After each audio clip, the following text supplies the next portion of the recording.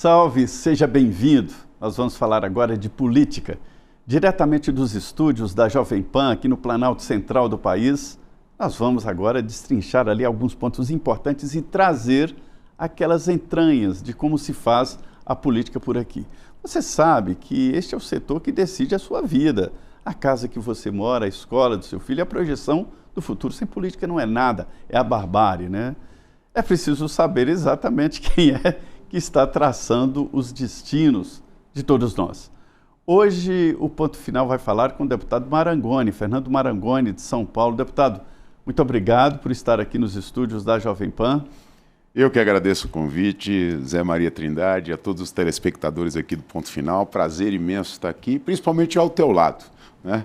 Que tem uma história rica, né, na cobertura política do nosso país. Então, prazer. O senhor não vai imenso. falar que ia para a escola me escutando. Vamos cantar musiquinha, não? Muitos dizem que iam para a escola com o pai escutando, vamos embora. Deputado, a política está muito tensa, né? Até demais. A gente vê até a possibilidade de embates físicos ali no Congresso Nacional. E o senhor chega assim na política nacional exatamente num momento assim. Eu acho que esta é a tendência, é o sentido da política? Não, de forma nenhuma. Eu acho que a gente está vivendo um desequilíbrio muito grande no Brasil. A política saiu do seu eixo fundamental, que é a entrega de política pública, né? A gente hoje vê a política só com uma guerra de narrativa, né, de um extremo para outro. Essa polarização não está entregando nada para o Brasil. E eu acredito muito que o povo já cansou dessa guerra, e eu creio muito que a gente vai começar a ter um processo de normalização. Quando o senhor fala de entrega, o que seria?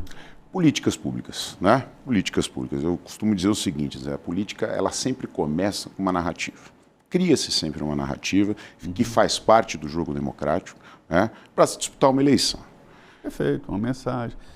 Eu percebo isso, deputado. Olha, nenhum deputado está aqui por acaso. Ninguém acorda de manhã, coloca um terno e diz, eu vou ali na Câmara ser deputado. Não, tem que encontrar um partido político, a narrativa e votos para finalmente estar aqui, né?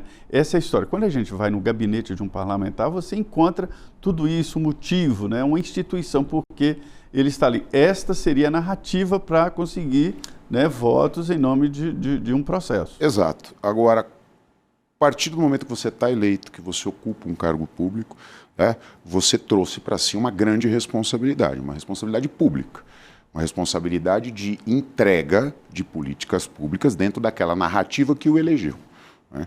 Então, a política começa com narrativa, mas ela só vai se sustentar se tiver entrega, né?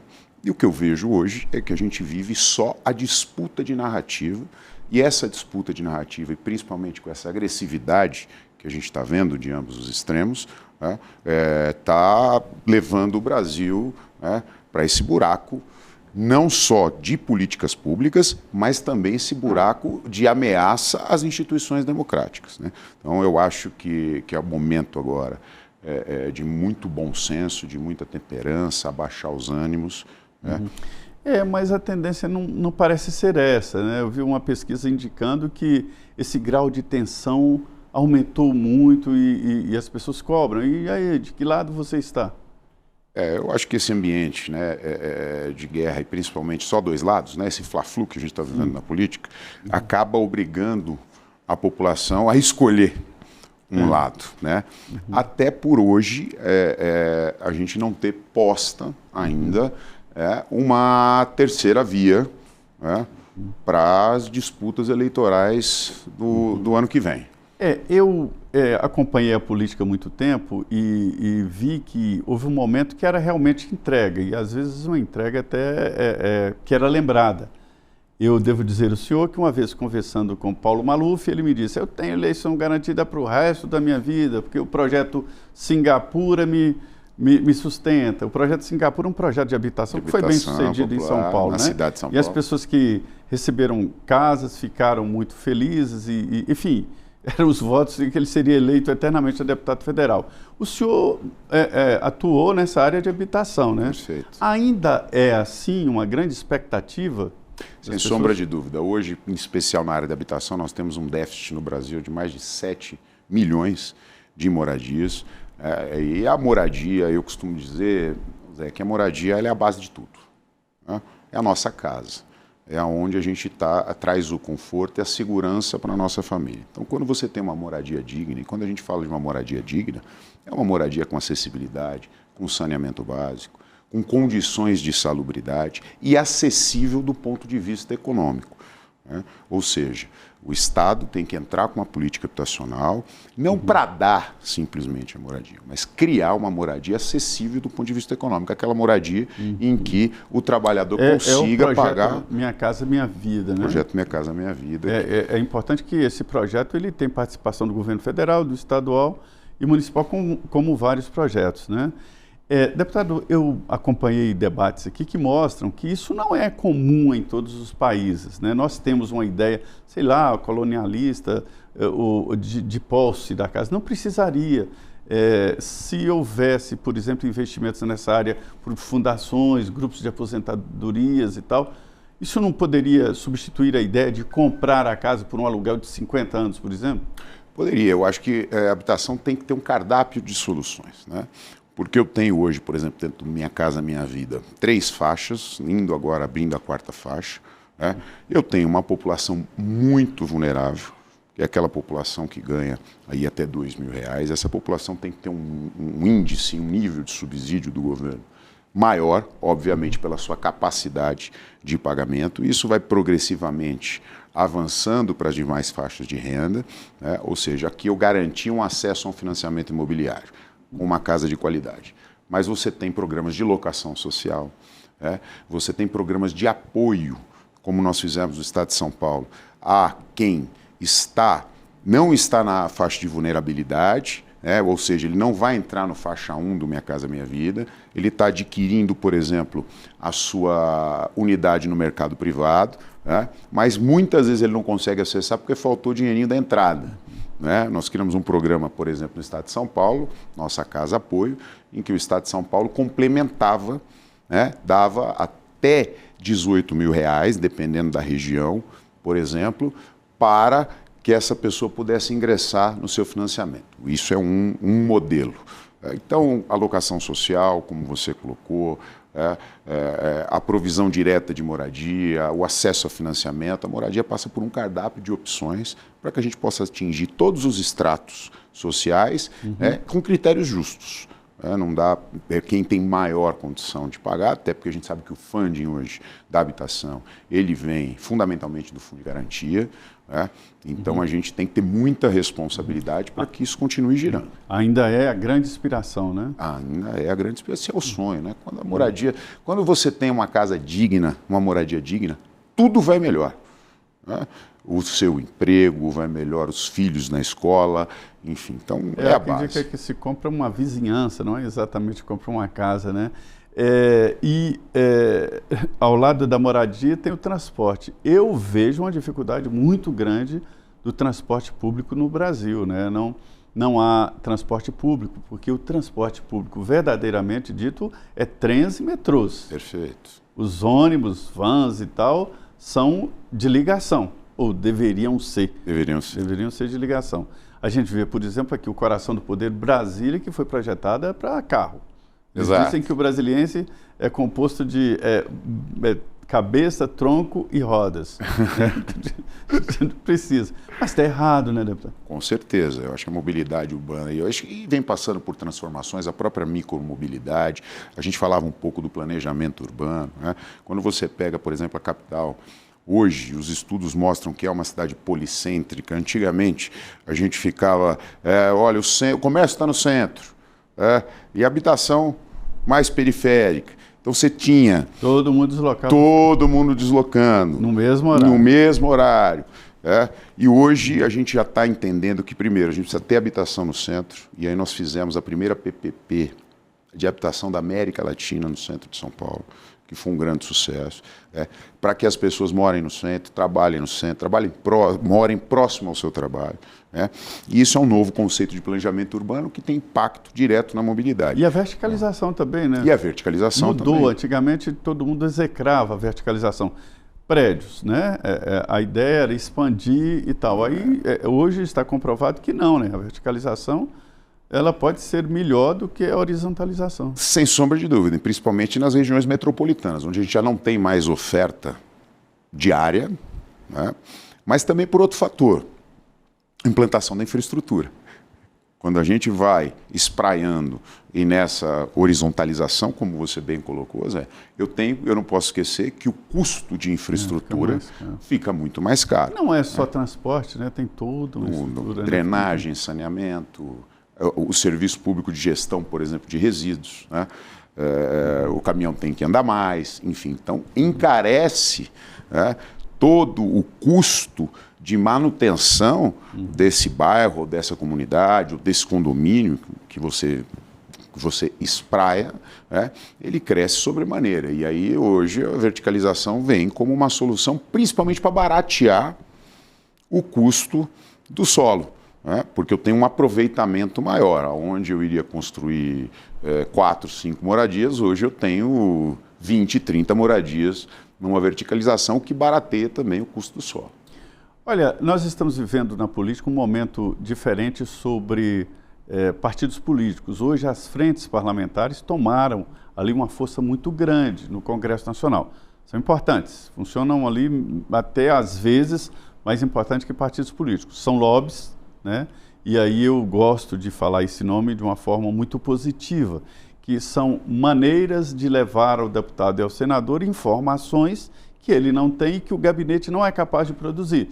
E as frentes parlamentares reúnem ali técnicos, né, que vão convencer, e não o que a gente chama aqui de lobby da mala, que é pagar deputado. Então, assim, as frentes cumprem esse papel de convencer em vez de pagar. O senhor, por exemplo, participa de frentes, né? Uhum. Existem várias frentes. O senhor presidente de várias frentes. Eu presido 4 frentes, participo de mais de 150 frentes, mas são as frentes que eu presido é a frente do desenvolvimento urbano sustentável e habitação. Por isso que a gente está falando muito sobre isso, né? Exato. Presido a frente de saneamento básico, gestão de resíduos sólidos, economia circular e consórcios públicos. E eu vou te explicar o porquê. Porque me incomoda, e eu sei que você gosta muito de urbanismo e planejamento urbano, a gente estava vendo as discussões... Sou curioso disso. A gente estava vendo as discussões sempre acontecer de forma segregada. Então você tinha um grupo específico discutindo soluções de saneamento. Você tinha um outro grupo discutindo soluções de gestão de resíduos. Você tinha um outro grupo discutindo habitação. Você tinha um outro grupo discutindo mobilidade urbana. Quando, na verdade, a gente precisa discutir a cidade. Né? O planejamento urbano é uma política transversal, a gente tem que discutir isso junto. Por isso que a gente conseguiu encampar essas frentes para que a gente tenha uma discussão integrada, né, dessas políticas que são transversais e tão importantes. Eu tenho 2 curiosidades sobre isso. A primeira, esse assunto não dá volta, por isso que a frente parlamentar não é tão grande como a FPA. Da saúde. Quando diz frente da saúde, não é querendo melhorar a vida da UPA, não. São as empresas, os hospitais, é esse pessoal que está na frente da saúde. Em primeiro lugar, eu acho dificuldade de voto. E em segundo lugar, esse é um assunto tradicionalmente da esquerda, né? Por quê? Pois é, porque a política habitacional, ela não deixa de ser uma política social, né? E por ser uma política social, a política de habitação de interesse social, né, sempre foi atrelada, muitas vezes até só por levar um nome, né, de habitação de interesse social já atrelam ela ao campo da esquerda. Mas eu digo o seguinte, a gente tem que fazer, e é assim que eu penso, a gente tem que fazer política com ciência. Não é? Então, hoje os dados são alarmantes do déficit habitacional no Brasil. E eu estou falando do déficit quantitativo. A tendência está crescendo? Ele não está reduzindo. Isso é que incomoda.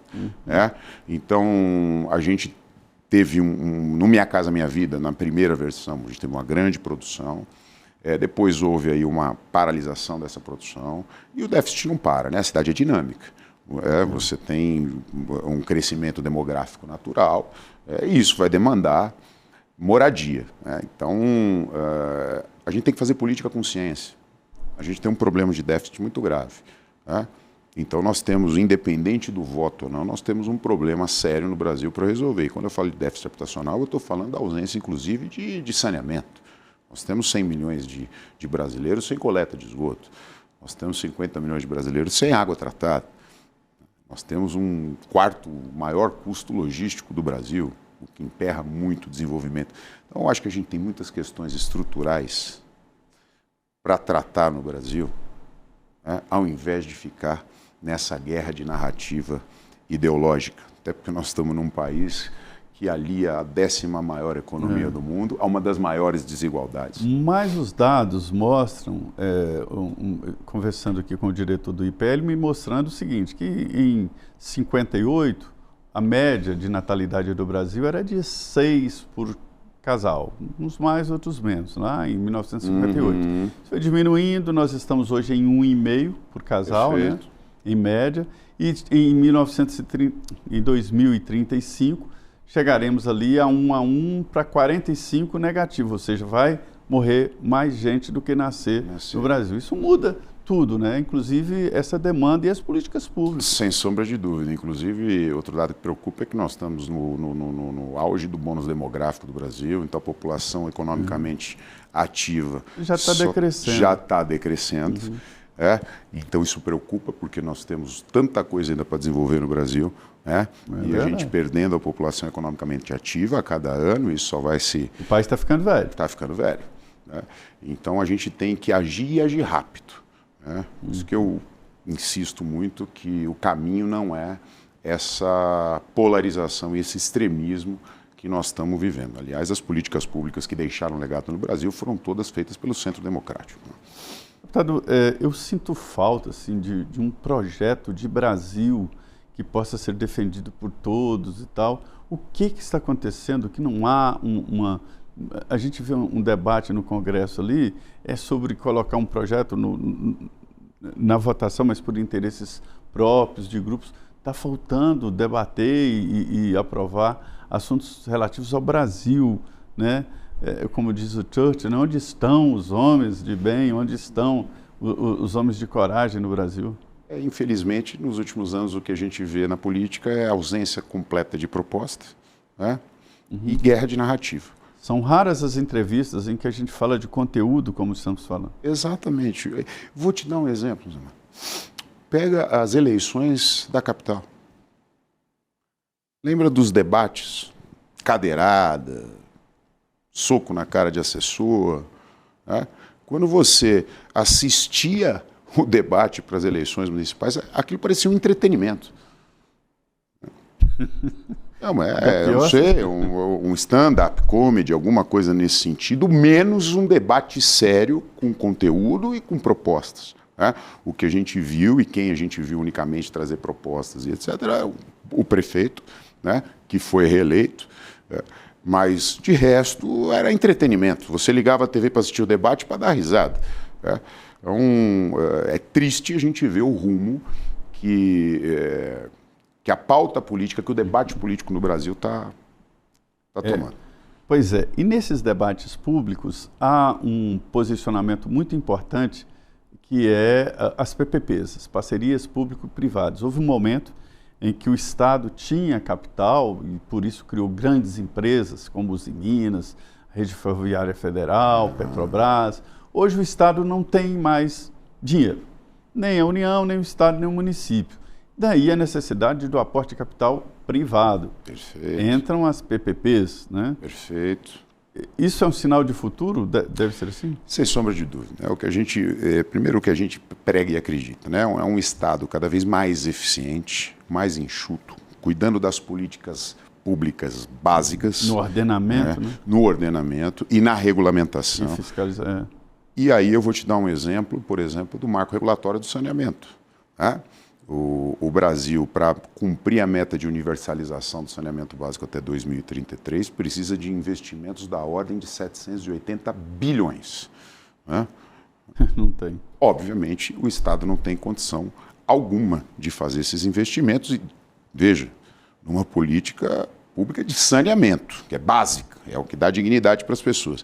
Então, aí o novo marco do saneamento, que abriu para as concessões, para as PPPs, etc., é onde a gente está conseguindo captar recursos. Né?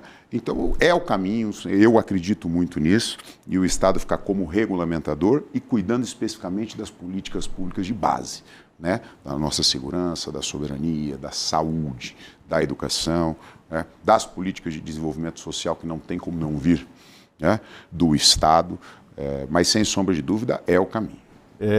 A PPP ela é importante, eu conheço algumas muito bem-sucedidas que dependem naturalmente de uma regulamentação, né? E isso é importante. A previsão é que em 2027 o orçamento vai colapsar.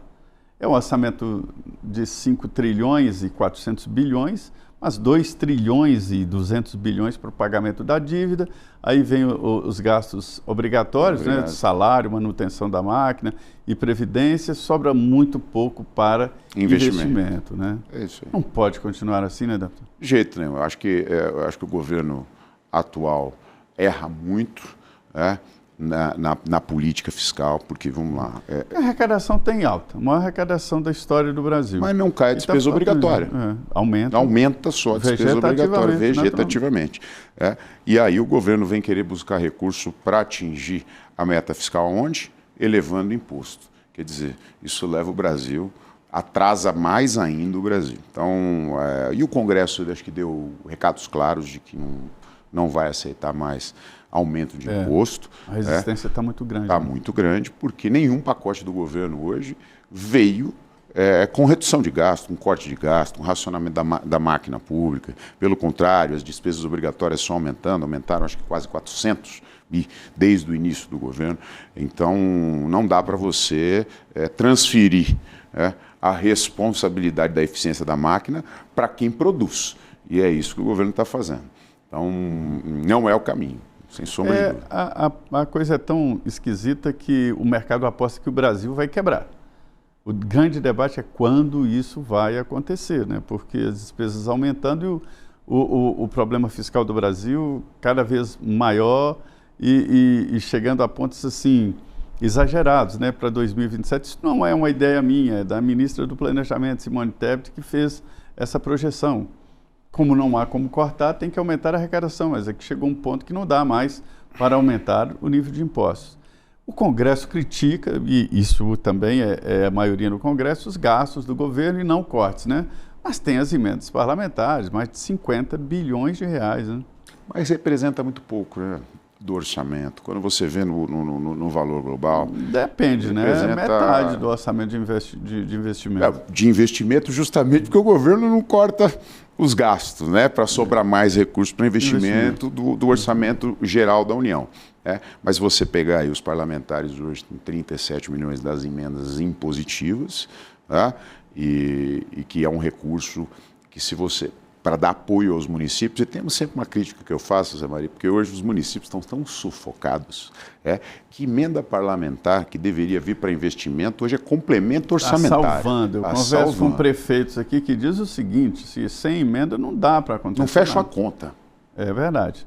Você paga salário e tal, acabou o dinheiro, né? Exatamente. Então, os municípios estão em colapso.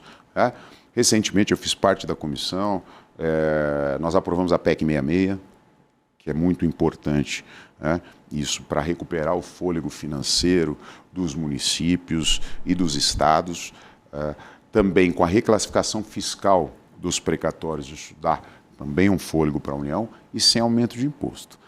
Então, acho que o reparcelamento das dívidas previdenciárias, o reescalonamento dos pagamentos de precatórios vai dar um fôlego maior para os municípios, mas a realidade dos municípios é exatamente essa. Ele depende da emenda parlamentar para fechar a conta. Então, se eu disser para você assim, sem medo de errar, eu tenho de pedidos de recursos de emenda no meu gabinete, mais de 500 milhões de pedido para 37 bilhões de emenda. 37 não é um valor pequeno. Deputado, eu vou te contar um segredo aqui.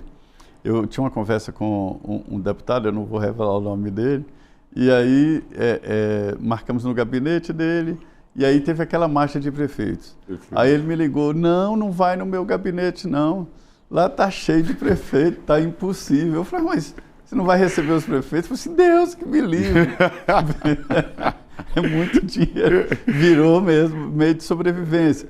Antigamente procurava aqui a esplanada dos ministérios, dos ministros, né? Agora procura exatamente o Congresso Nacional.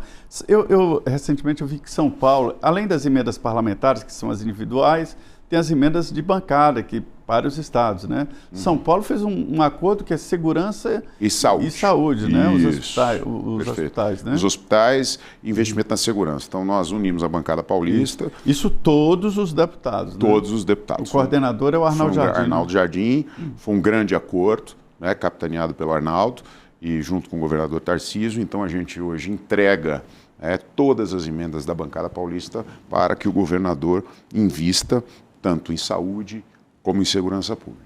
Nós estamos agora vivendo um momento, deputado, muito tenso ali em vários setores da economia, que é essa nova relação de tarifas com os Estados Unidos.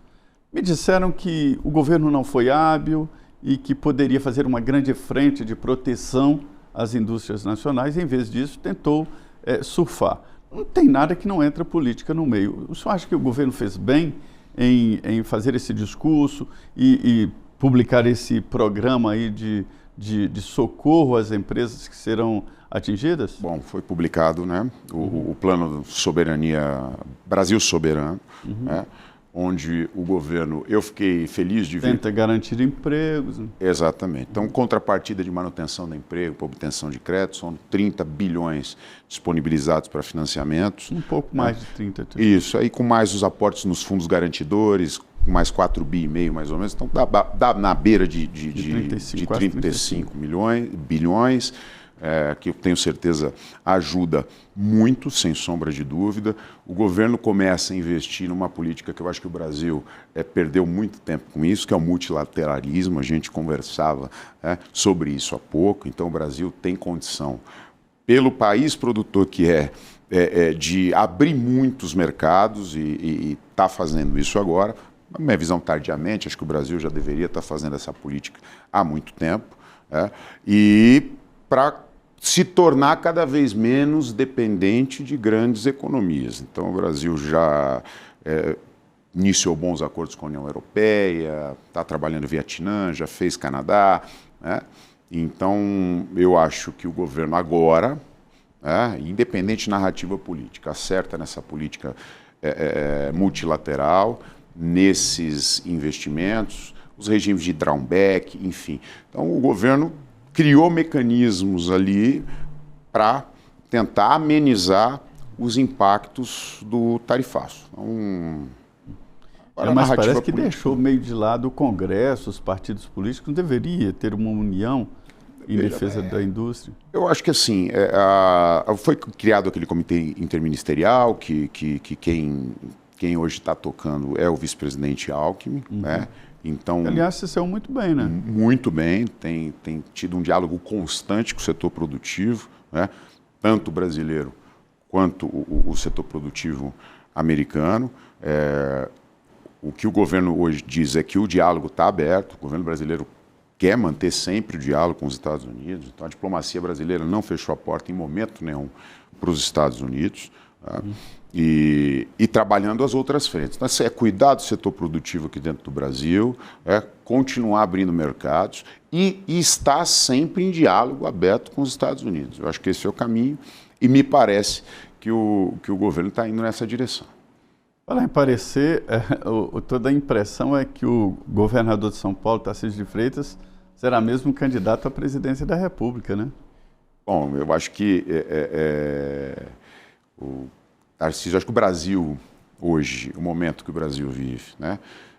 Nós precisamos sair desses extremos. Então, eu acho que a gente precisa de um líder que tenha bom senso, temperança, que converse com todas as instituições, né? Que tenha um olhar para a realização de política pública.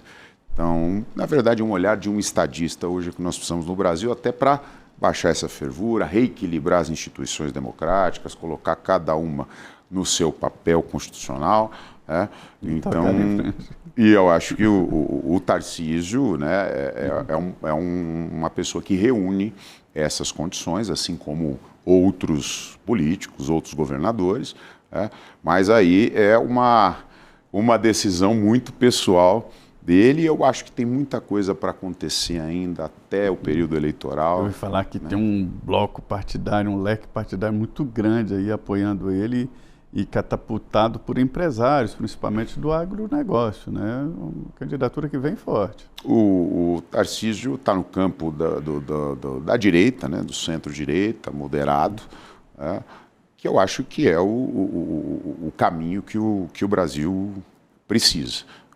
Mas nós temos ainda que aguardar o desenrolar de tudo que vai acontecer, né, com o ex-presidente Bolsonaro, como vai ser a resposta da população às ações do governo com relação ao tarifaço, enfim. Então, acho que a gente ainda tem, apesar de parecer pouco tempo, muita coisa para acontecer para a gente conseguir enxergar com clareza o cenário de 2026. Muito bem. Conversamos aqui com o deputado Marangoni, de São Paulo, União São Paulo.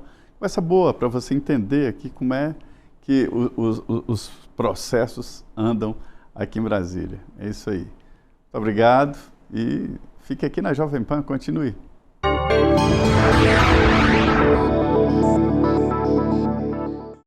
A opinião dos nossos comentaristas não reflete necessariamente a opinião do Grupo Jovem Pan de Comunicação. Realização Jovem Pan.